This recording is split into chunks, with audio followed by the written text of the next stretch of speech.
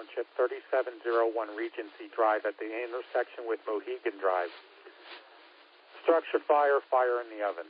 Station 85, engine 85, station 79, engine 85, engine 36, engine 57, engine 69, ladder 18, tower 79, 64 for RIT, and medic 6511.